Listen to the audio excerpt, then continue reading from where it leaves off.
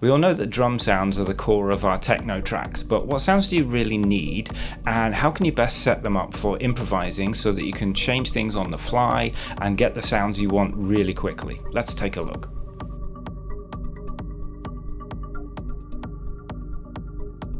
In this example, I'll be using the TR-8S drum machine, but you could of course set these instruments up in your DAW of choice and manipulate the sounds using any MIDI hardware controller that you have. On channel 1, I've got, as you'd expect, a bass drum. You can change the pitch, decay, and finally on the last dial, you can change the saturation to give you more of a beefy sound.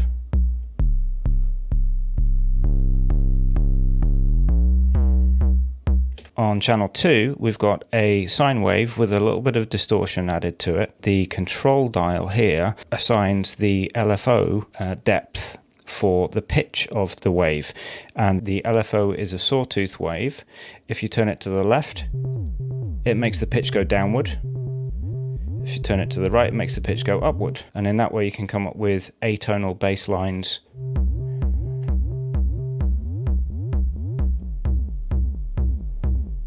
very easily.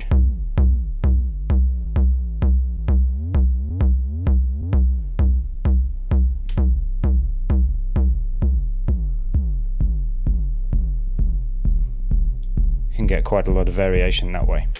Channel 3 is another kick sound, but this time it's one of the FM sounds, and there is a morph function which allows you to make the particular tone quite stabby.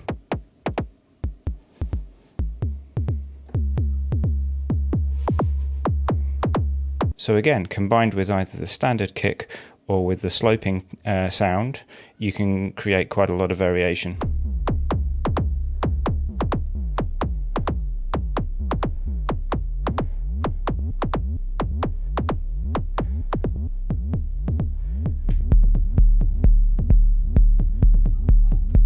Channel 4 is a snare drum, which has some compression distortion as its last parameter.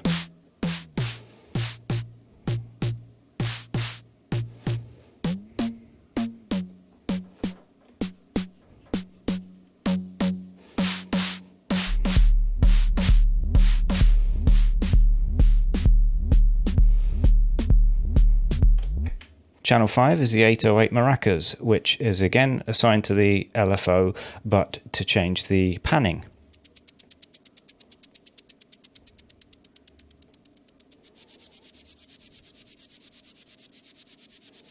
Channel 6 is the rim shot, which I don't use so much at the minute.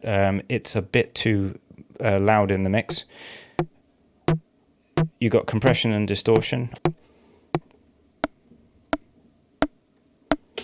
On channel 7, we've got a standard hand clap, again with some saturation as the control parameter.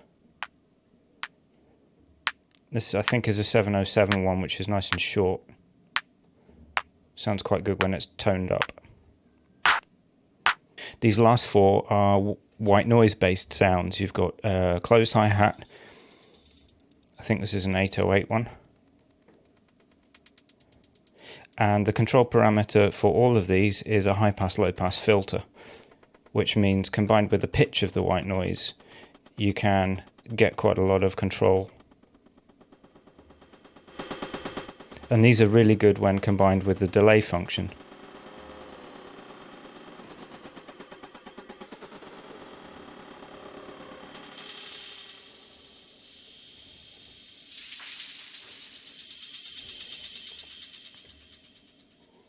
Second one, the open hi-hat channel.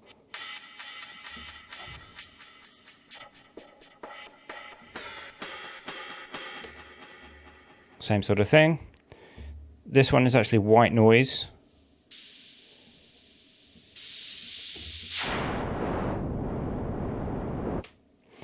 And finally, we've got a ride cymbal.